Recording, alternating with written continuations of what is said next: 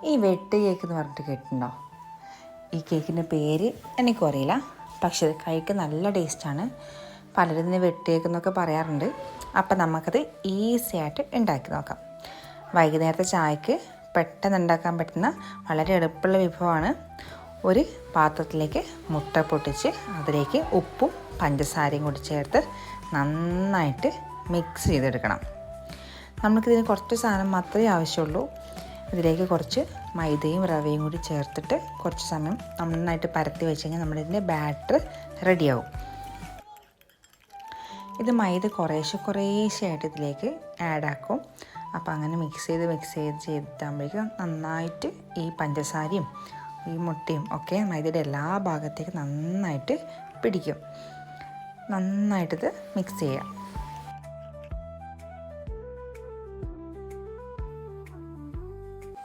ഇനി നമുക്കിതിലേക്ക് റവ കുറച്ചായി ചേർത്തിട്ട് നന്നായിട്ട് മിക്സ് ചെയ്യാം. ഇനി നമ്മുടെ ഫേവറേറ്റ് ആയിട്ടാണ്, എൻ്റെ ഫേവറേറ്റ് സാധനമാണ് ഈ എള്ള് കൂടി നന്നായിട്ട് ഇതിലേക്ക് ചേർത്ത് കൊടുക്കാം.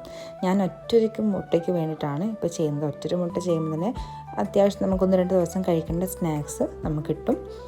അപ്പോൾ പറയാൻ മറന്നുപോയി, ഈ സ്നാക്സ് അന്ന് തന്നെ കഴിക്കണമെന്നില്ല. 1-2 ദിവസത്തേക്ക് ഒരു പ്രശ്നമാവാത്ത സ്നാക്സ് കൂടിയാണ് ഉണ്ടാക്കാൻ വേണ്ടി പോകുന്നത്. വളരെ എളുപ്പത്തിൽ കുട്ടികൾക്ക് നമുക്ക് രുചിയോടുകൂടി കൊടുക്കാൻ പറ്റുന്ന പലഹാരം കൂടിയാണിത്.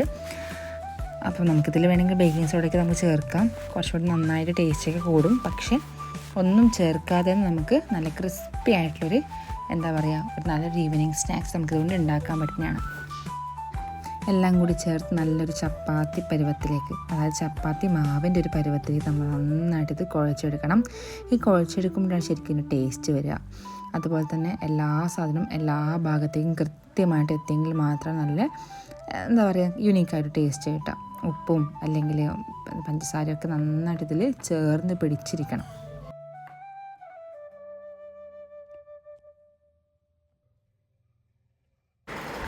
ഇനി ഇതൊരു 10 തൊട്ട് ഒരു 15 മിനിറ്റ് വരെ റെസ്റ്റ് ചെയ്യാൻ വേണ്ടി വെക്കുക. ഇനിയിപ്പോൾ വെച്ചിട്ടില്ലെങ്കിലും കുഴപ്പമില്ല, അപ്പം തന്നെ ഉണ്ടാക്കാൻ പറ്റും. ഇനി ഇതൊന്ന് നമുക്ക് പരത്തി എടുക്കേണ്ടതായിട്ടുണ്ട്. അതിന് നമുക്ക് പ്ലാസ്റ്റിക് കോട്ടോ അല്ലെങ്കിൽ ഇതുപോലുള്ള പ്ലേറ്റോ ഒക്കെ കമിഴ്ത്തി വെച്ചിട്ട് അതിൻ്റെ മുകളിൽ കുറച്ച് എണ്ണ പരത്തിയിട്ട്, ഇപ്പോൾ ചപ്പാത്തി പലയാണെങ്കിലും കുഴപ്പമില്ല, പക്ഷെ നമുക്ക് പൊടിയോ ഒന്നും ഉപയോഗിക്കാതെ എണ്ണയിൽ ജസ്റ്റ് അടവിയിട്ട് വേണം ഇത് പരത്തിയെടുക്കാൻ വേണ്ടിയിട്ട്. അതിന് വേണ്ടി നമുക്ക് മാവൊക്കെ എടുത്തിട്ട് ഇത് ചപ്പാത്തിക്ക് പരത്തുന്ന പോലെ നമുക്ക് വലുതായിട്ട് പരത്തിയെടുക്കാം. പക്ഷേ നല്ല നൈസായിട്ട് നേർക്കിങ്ങനെ പരത്തിയെടുക്കാൻ വേണ്ടി പാടില്ല. കുറച്ച് തിക്നെസ്സായിട്ട് നമുക്ക് പരത്തിയെടുക്കാൻ വേണ്ടിയിട്ട്. അതിന് ശേഷം നമുക്കൊരു കത്തിയെടുത്ത് നമുക്ക് എന്താണോ ഷേപ്പിൽ ഈ സാധനം വേണ്ടത് ആ ഷേപ്പിൽ നമുക്കിത് ഉണ്ടാക്കിയെടുക്കാവുന്നതാണ്.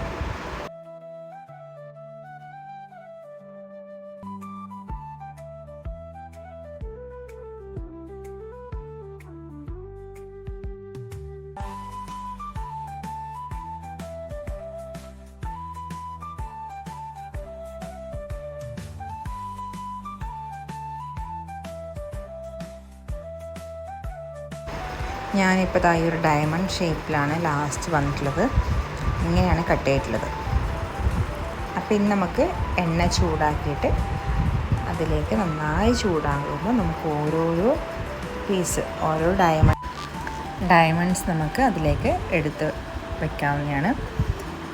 അങ്ങനെയാകുമ്പോൾ നമുക്ക് ഒട്ടിപ്പിടിക്കുകയും ചെയ്യില്ല. നന്നായിട്ട് ചൂടായ ശേഷം മാത്രം ഇടാൻ വേണ്ടി ശ്രമിക്കാം.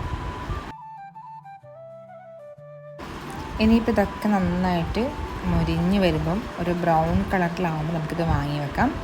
പിന്നെ മറ്റൊരു കാര്യം, ഇത് നന്നായിട്ട് ചൂടായിട്ടാണ് നമ്മളിതിലേക്ക് ഇടുന്നത് എങ്കിൽ പോലും കുറച്ചുകൂടി കഴിയുമ്പം തീ ഒരു സിമ്മിൽ മോഡിലേക്കോ അല്ലെങ്കിൽ ആവറേജ് മോഡിലേക്കൊക്കെ മാറ്റാം. അല്ലെങ്കിൽ ഇത് പുറം മാത്രം കരിഞ്ഞിട്ട് ഉള്ളിൽ വേവാത്ത അവസ്ഥയാവും. അങ്ങനെ ആവേണ്ട പാടില്ല. അതുകൊണ്ട് ഫസ്റ്റ് തീ കൂട്ടിയിട്ട് അതിലിട്ട ശേഷം രണ്ടാമത് തീ കുറച്ച് വെക്കാൻ വേണ്ടി ശ്രദ്ധിക്കുക.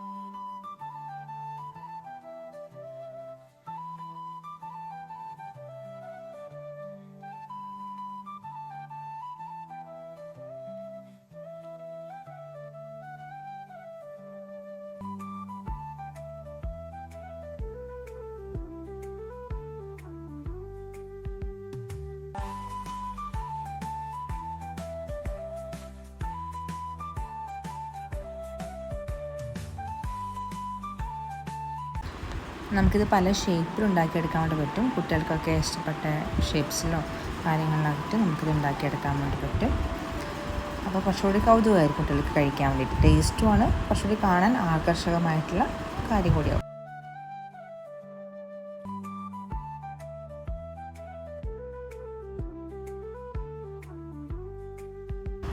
നമ്മുടെ സാധനം ഇപ്പോൾ ഇതാ റെഡി ആയിട്ടുണ്ട്. നന്നായിട്ട് ബ്രൗൺ കളറായിട്ടുണ്ട്.